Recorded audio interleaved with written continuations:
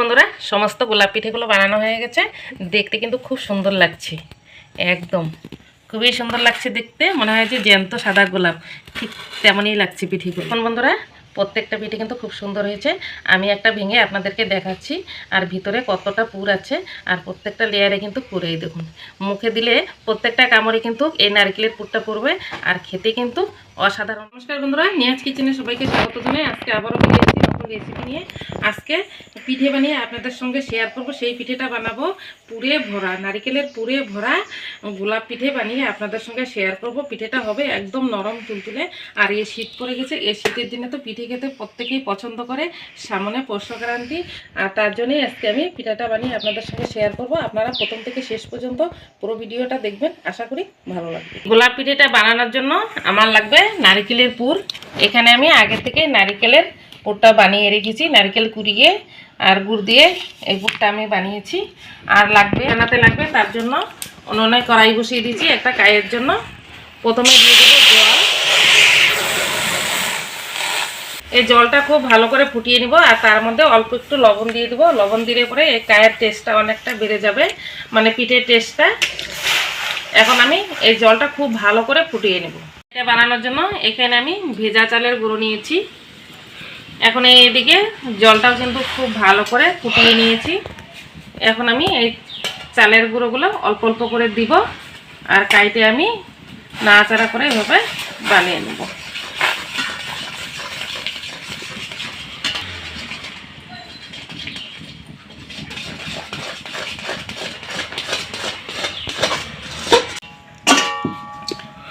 দেখুন কাইটা বানানো হয়ে গেছে। এখন আমি একটা থালায় নামিয়ে নেব।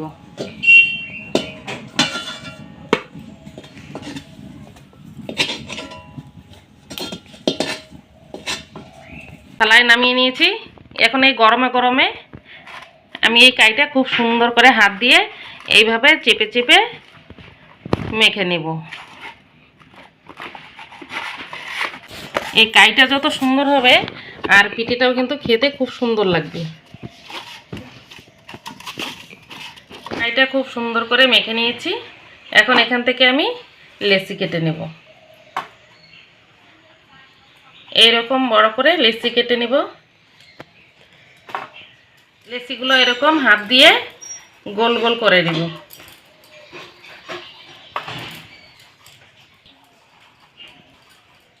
সবগুলো গোল করে নিয়েছি। এখন এখান থেকে একটা লেচি নিব, নিয়ে রুটির মতো বেলে নেব। শুকনো গুঁড়ো এভাবে লাগিয়ে নিলাম। এখন একটা রুটি বেলে নেব।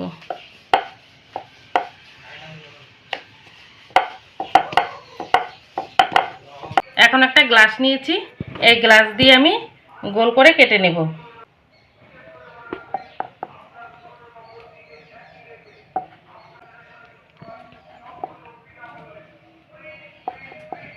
দেখুন এভাবে গোল করে কেটে নিলাম।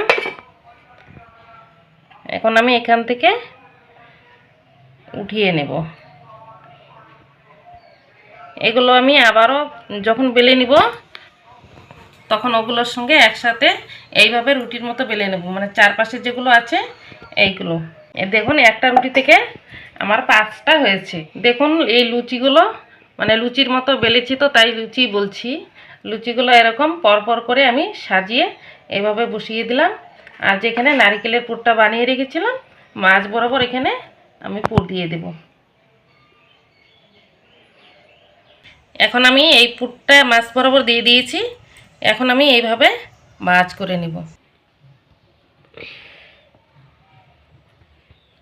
করে দিয়ে এখন আমি এই এক সাইড থেকে এইভাবে মুড়িয়ে নেব।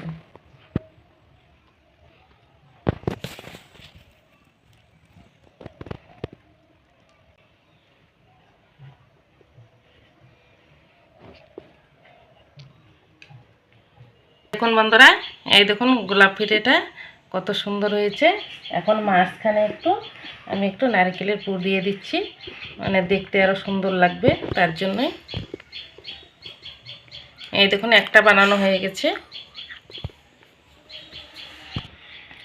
এই দেখুন একটা বানিয়েছি, আর বাদ বাকি গোলাপগুলো আমি ঠিক এইভাবেই বানিয়ে নেব।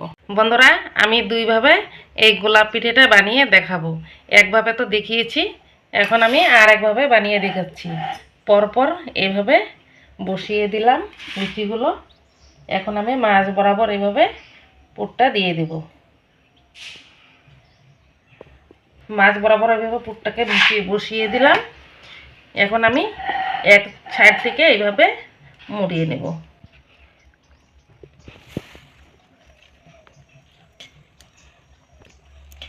দেখুন, এক সাইড থেকে এভাবে মুড়িয়ে নিলাম। আর এই যে পাপড়িগুলো আছে আমি এইভাবে চাপ দিয়ে বসিয়ে দেব।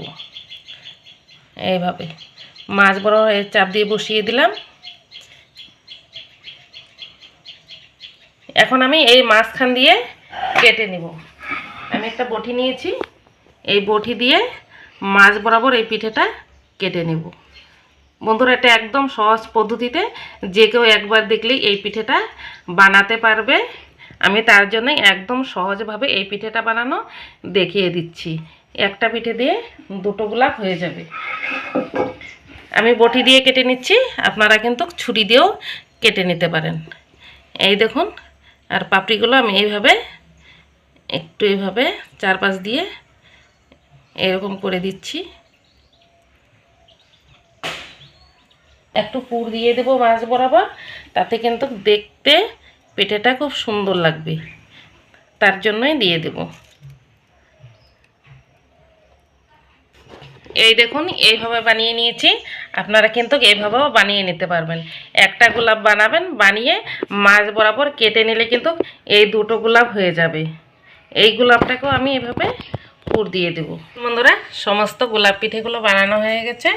দেখতে কিন্তু খুব সুন্দর লাগছে, একদম খুবই সুন্দর লাগছে দেখতে। মনে হয় যে জ্যান্ত সাদা গোলাপ, ঠিক তেমনই লাগছে পিঠেগুলো। এখন এই পিঠেগুলো আমি জলের ভাপে একটু ভাপিয়ে নিব। পিঠেগুলো বানিয়ে নিয়েছি, আর এইদিকে কড়াতে জল বসিয়ে দিয়েছি। জলটা কিন্তু ফুটে গেছে পিঠেগুলো ভাপানোর জন্য।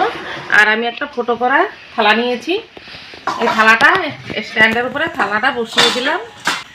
এখন এই পিঠেগুলো এক এক করে এই থালাতে দিয়ে দিব। হয়ে গেছে।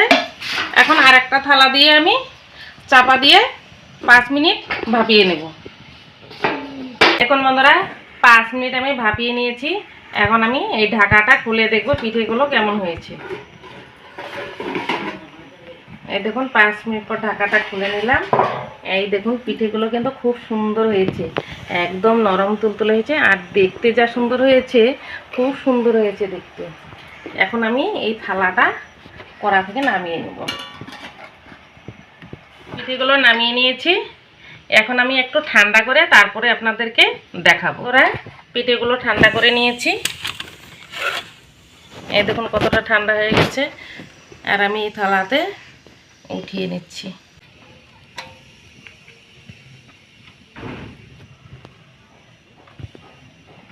বন্ধুরা, সমস্ত পিঠেগুলো আমি ভাপিয়ে নামিয়ে নিয়েছি। আর দেখতে কত সুন্দর লাগছে। এই দেখুন, প্রত্যেকটা পিঠে একদম নরম তুলতুলে আর একদম পুরে ভরা। প্রত্যেকটা লেয়ারে কিন্তু পুর আছে। দেখুন বন্ধুরা, প্রত্যেকটা পিঠে কিন্তু খুব সুন্দর হয়েছে। আমি একটা ভেঙে আপনাদেরকে দেখাচ্ছি। আর ভিতরে কতটা পুর আছে, আর প্রত্যেকটা লেয়ারে কিন্তু পুরে। দেখুন, মুখে দিলে প্রত্যেকটা কামড়ে কিন্তু এই নারকেলের পুরটা পড়বে, আর খেতে কিন্তু অসাধারণ লাগবে। বন্ধুরা, আপনারা বাড়িতে এইভাবে পিঠে বানিয়ে খাবেন, খুবই ভালো লাগবে। আজকের এই গোলাপ পিঠের রেসিপিটি ভালো লাগলে লাইক করবেন, কমেন্ট করবেন, শেয়ার করবেন, আর চ্যানেলটিকে সাবস্ক্রাইব করে পাশে থাকবেন।